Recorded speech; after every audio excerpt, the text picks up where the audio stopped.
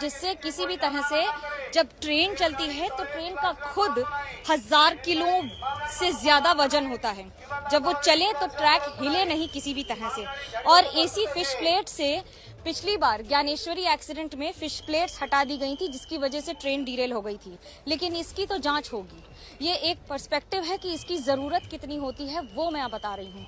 अब मैं आपको दिखा रही हूँ कि इस समय इस पूरे स्टेशन पर कुछ नहीं है सिवाय रेस्क्यू टीम से। जो लोग हैं गांव वाले इकट्ठा हुए हैं यहाँ देखने के लिए क्या स्थिति है अपने इलाके की, उन्हें हटाया जा रहा है बार बार। उसके दो कारण हैं। पहला ये कि ये जो ट्रेन आप देख रहे हैं ना, इसे सबसे पहले हटाया जाएगा। इसे हटाने के बाद ही जिस ट्रेन का नुकसान हुआ है उसे हटाया जाएगा। यानी कि जो पीछे आपको पूरा ट्रेन एक के ऊपर एक की बोगियां दिख रही हैं, उन्हें हटाई जाएंगी।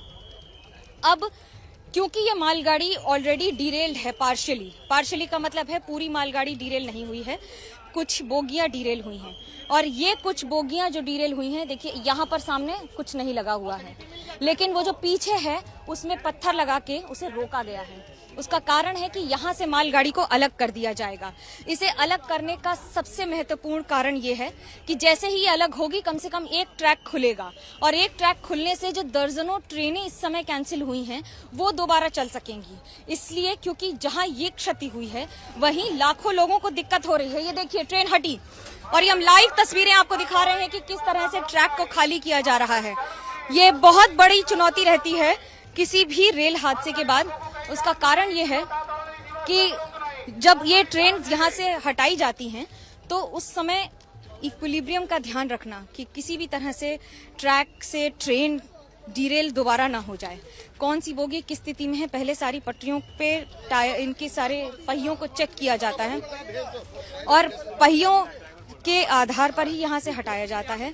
इन्हें बार बार रेलवे अधिकारी मॉनिटर कर रहे हैं यहाँ पर, और ये ध्यान में रख रहे हैं कि जितनी जल्दी हो सके एक एक ट्रैक को खाली किया जाए। चुनौती इससे ज्यादा बड़ी होगी यहाँ पर इंजन और ये सारे सामान को यहाँ से हटाने की, जो इस समय बहुत ही बुरी स्थिति में 4-5 ट्रैक को कवर करके रखा हुआ है।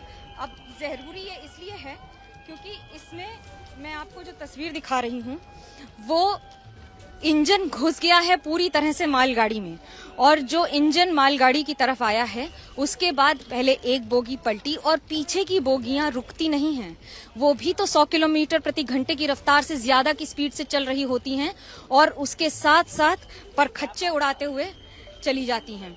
अब मैं आपको एनडीआरएफ की टीम्स जो यहाँ काम कर रही हैं उनकी तस्वीर दिखा रही हूँ। ये सिर्फ एक बोगी है, ऐसी कम से कम 25 बोगियां पलटी हैं दोनों ट्रेन की मिलाकर, और 25 बोगियों की तबाही में आकर प्रत्येक बोगी में भी हम 100 लोगों को पकड़े कि हर बोगी में 100 व्यक्ति होंगे, तो उसके हिसाब से भी कितने सैकड़ों लोग होंगे जिनकी तबीयत या तो जिन्हें चोट लगी होगी या फिर जो अब इस दुनिया में नहीं रहे। ये देखिए मैं जिसकी बात कर रही थी शवों की, फिर से एक और शव को लाकर रखा गया है। गिनती थम नहीं रही है, गिनना मुश्किल हो गया है। संवेदनशील होने के साथ साथ अधिकारियों को ये ध्यान रखना पड़ रहा है कि इन शवों को सम्मान के साथ एम्बुलेंस तक पहुंचाना और उसके बाद अस्पताल तक लेकर जाना। और फिर यहाँ पर मैं आपको दिखाऊं, ये देखिए सामान, घर का सामान, किसी का सूटकेस गिरा है, किसी का बैग गिरा है, किसी के फ़ोन यहाँ रह गए हैं, किसी की खिड़की काट काट के यहाँ से लोगों के शवों को निकाला जा रहा है। इन शव को निकालना आसान नहीं होता है क्योंकि जब आप गैस कटर का इस्तेमाल करते हैं ट्रेन में, मैं आपको इसकी तस्वीर दिखाती हूँ। ये देखिए, ये सूटकेस, ये सामान, और आगे ये सारे बैग्स, ये एनडीआरएफ, ये सारे इक्विपमेंट, और उसके साथ मैं आपको इधर से लेके जाती हूँ कि थोड़ा रिस्की है इधर से जाना, लेकिन तस्वीरें दिखाना ज़रूरी है क्योंकि आपको ये समझना होगा कि क्षति किस स्तर पर हुई है।